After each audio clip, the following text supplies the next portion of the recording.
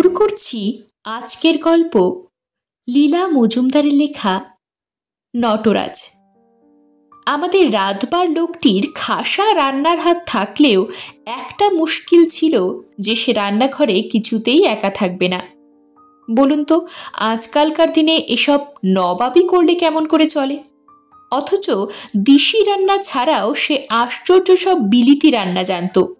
পুদিনা দিয়ে একরকম অম্বল করত, বাতাসার সঙ্গে তার কোনো তফাৎ ছিল না। দুধ দিয়ে আর 1 চামচ মাখন দিয়ে এমন চিংড়ি মাছ করত যে সে না খেলে বিশ্বাস হয় না। বন্ধু বান্ধবরা ওর তারিফও করত, যেমন হিংসাও করত তেমনি। এখন ওই একটি অসুবিধার জন্যে সব পণ্ড না হয়ে যায়। আমি বললাম, নটরাজ, তা বললে চলবে কেন? আজকাল একটা লোক পুষতেই ট্যাগ গড়ের মাঠ। তোমার জন্যে আবার একটি সঙ্গী এনে দিতে হবে?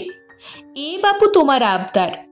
4টি মনীষীর রান্নার জন্যে দুটো লোক, এ কে কবে শুনেছে? নটরাজ মাথা নিচু করে বলল, ঠিক তা নয় মা, অন্য লোকটা রান্না না জানলেও চলবে। ওই সামান্য কাজ সে আমি একাই করে নিতে পারি, সেজন্যে নয়। অবাক হয়ে বললাম, তবে? নটরাজ মাথা চুলকে বললে, আসল ব্যাপার কি জানেন মা, রান্নাঘরে একা আমি কিছুতেই থাকতে পারবো না। তোর সবটাতেই বাড়াবাড়ি। একা আবার কি? সন্ধেবেলা টিকারামের সেরকম কাজ থাকে না, সে তো স্বচ্ছন্দে ওখানে বসতে পারে। ভূতের ভয় আছে বুঝি? পাড়াগার লোকেদের ওই এক মুশকিল। আসলে যেসব ভয়ের জিনিস, এই যেমন চোর ছ্যাচোর, তার ভয় নেই। দিব্যি পেছনের দরজা খুলে রেখে বিড়ি কিনতে যাবে। অথচ ভূত আছে কি নেই তারই ভয়ে আধমরা। এটা কি ঠিক উচিত হলো বাছা? গা থেকে চলে এসেছিস তো বহুদিন, আর দিনের বেলায় ভূতের উপদ্রব কে কবে শুনেছে? নটরাজ কখনো মুখোমুখি উত্তর দেয় না। নরম গলায় বললে, গায়ে থাকতে কিছুকেই ভয় করতাম না মা, গা ছেড়ে এসেই তো যত বিপদ। আমি চালের বাক্সের উপর বসে পড়লাম। ব্যাপারটা একটু খোলসা করেই বল না, দেখি কি করতে পারি। যেন একটু খুশি হয়ে নটরাজ বললে, মানুষ সাথী না হলেও চলবে মা। শুনে আমি দারুণ চমকে উঠাতে সে আরো বলল, মানে একটা কুকুর হলেও হবে মা, একটা বড় দেখে কুকুর হলেই সবচেয়ে ভালো হয়। আমি অবাক হয়ে বসেই রইলাম। নটরাজ বলল, বুঝলেন মা, বাড়ি আমাদের অজয় নদীর ধারে, ইলেম বাজারের পাশে। বোলপুরে শিউরির বাস ওর ধার ঘেঁষে না।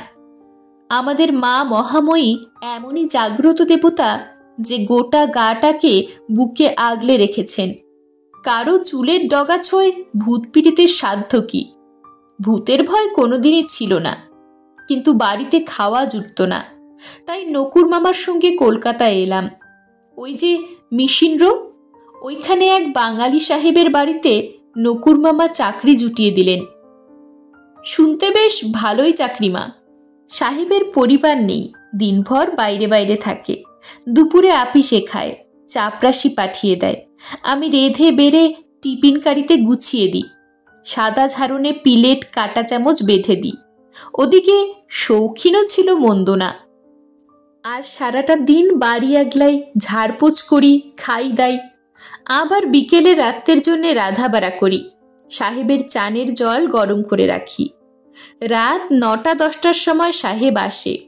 প্রায় 2-1টা বন্ধু বান্ধবও সঙ্গে আনে, তারাও খায় দেয়। সারাদিন বেশ যেত মা, ওই রাতেই যত মুশকিল। সাহেব লোক খুব মন্দ ছিল না মা, দয়া মায়াও ছিল। আমায় এটা ওটা দিত, দেশের চিঠিপত্তর এলো কিনা জিজ্ঞাসা করত। কিন্তু বোধহয় নেশা ফেশা করতো ওরা সবাই, নিশ্চয়ই করত। নইলে হঠাৎ হঠাৎ এমন সব অদ্ভুত ফরমায়েশ করত যে আমার চক্ষু চড়ক গাছ হয়ে যেত। রাতে কিরকম গুম হয়ে থাকতো, আমার দিকে চাইতো যখন, চোখ দুটোকে দেখে মনে হতো যেন ছেলেদের খেলার 2টো গোল গোল মার্বেল। কিরকম একদৃষ্টে চেয়ে থাকতো, কথা বলতো না, আমার বুকটা ঢিপ ঢিপ করতে থাকতো। ভাবতাম চলে যাই, আবার দেশের বাড়ির অভাব অনটনের কথা মনে পড়ে থেকে যেতাম। অন্য সময় সত্যি ভালো লোকই ছিল, রাতে বদলে যেত। আমরা মিশন রোড ওই আদ্যিকালের পুরনো বাড়িটার 3 তলার একটা ফ্ল্যাটে থাকতাম। রান্নাঘরের পাশে চাকরদের সিঁড়ি, তারই ওধারে পাশের ফ্ল্যাটের রান্নাঘরের দরজা। তাইতেই আমার সুবিধা হয়ে গিয়েছিল। ওইখানে এমন ভালো এক মেম থাকতো মা, আধবুড়ি, সবুজ চোখ, লাল চুল, দিব্যি বাংলা বলে, আর মা দয়ার অবতার বলে নটরাজ বোধহয় তারই উদ্দেশ্যে বারবার নমস্কার করল। বিপদে পড়লেই আমাকে বাঁচাতো, দোরগোড়ায় একবার দাঁড়ালেই হলো। কি করে যেন টের পেয়ে যেত, অমনি দরজা খুলে বেরিয়ে আসতো। আজ আবার কি চায়? সাদা সিক্কা? তা অত ঘাবড়াচ্ছিস কেন, এই নে বলে হয়তো একটা গোটা বোতলই দিল আমার হাতে। কাজ শেষ হলে কিছু বাকি থাকলে ফিরিয়ে দিতাম, কিংবা হয়তো কি হলো আবার, গুলাস আয় আমার সঙ্গে। ওদের রান্নাঘরটি মা সাক্ষাৎ স্বর্গ। কি ছিল না সেখানে, যা দরকার দেরাজ খুলে ডুলি খুলে বের করে দিত, সব ঝকঝক তক তক করত। বাসনের পিঠে মুখ দেখা যেত। ওইখানেই মা ওনার কাছেই আমার রান্না শেখা। সকালে কি দিনের বেলায় কত যত্ন করেই যে শেখাতো মা, নইলে আর পাড়াগায়ের মুখ্যু ছেলে আমি, এত সব জানবো কোত্থেকে? তাই বল নটরাজ, আমি বলি এত ট্রেনিং কোথায় পেলি? তারপর ও চাকরি ছাড়লি কেন? ছেড়েছি কি আর সাধে মা, 1 বছর এক নাগারে কাজ করেছিলাম, একবারও দেশে যাইনি। কলকাতায় ওই এক নকুর মামাকে চিনি, তা সেও আমাকে চাকরিতে ঢুকিয়ে দিয়ে এমনই ডুব মারল যে বৎসরান্তে তার আর পাত্তা পেলাম না। কেউ আমার সঙ্গী সাথী ছিল না মা, বয়সটাও বেশি ছিল না। এমনই দারুণ মন খারাপ হয়ে যেত মা সময়ে সময়ে। মাঝে মাঝে দুপুরে হাঁটুর ওপর মুখ গুজে কান্নাকাটি করতাম। একদিন মেম টের পেয়ে আমাকে একটি সুন্দর ছবির বই দিয়ে গেল, বিলেত দেশের কত ছবি। প্রথম পাতায় মেমের নাম ছিল, সে তো আমি পড়তে পারিনি। বলেছিল ওটা কেটে আমার নাম লিখে নিতে, করেছিলামও তাই। কিন্তু ও চাকরি আমার আর বেশি দিন টিকল না। একদিন রাত্রে সাহেবকে খাইয়ে দাইয়ে রান্নাঘরে এসে বইটা ঘাঁটছি, আর থেকে থেকে মেমের দরজার দিকে তাকাচ্ছি। ভোরের চায়ের দুধ ছিঁড়ে গেছে, তাই ও আমায় 1 কাপ দেবে বলেছিল। এমনি সময় বোধহয় আমাকে ডাকাডাকি করে কোনো সাড়া না পেয়ে সাহেব এসে হাজির। আমার তো হয়ে গেছে, বুঝতেই পারছেন। রাগে সাহেবের মুখ লাল হয়ে উঠেছে। রাতে ওই রকম সামান্য কারণেই রেগে চতুর্ভুজ হয়ে উঠত। কি একটা বলতে যাবে, এমনি সময় বইটার উপর চোখ পড়ল। অমনি কি বলবো মা, ওর মুখটা দেয়ালের মতো সাদা হয়ে গেল, দেহটা কাঁপতে লাগলো। পাগলের মতো ছুটে এসে আমার গলা টিপে ধরে ঝাঁকাতে লাগলো। বল হতভাগা, ও বই কোথায় পেলি?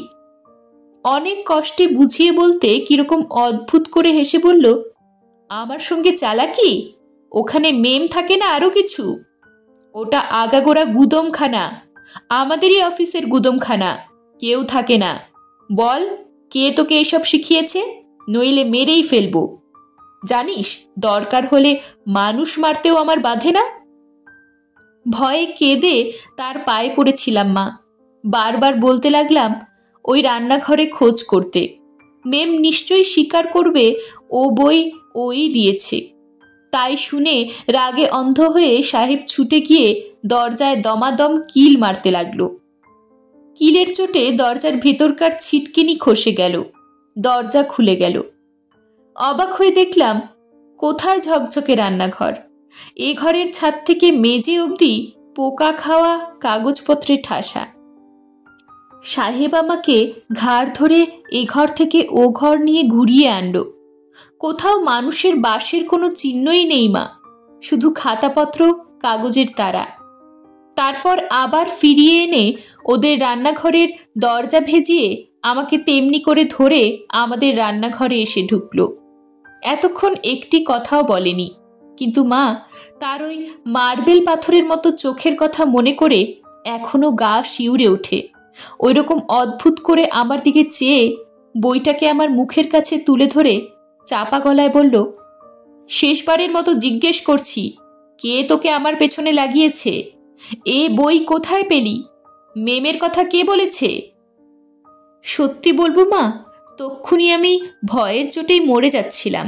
ঠিক সেই সময় ক্যাচ করে অন্য রান্নাঘরের দরজাটা খুলে গেল।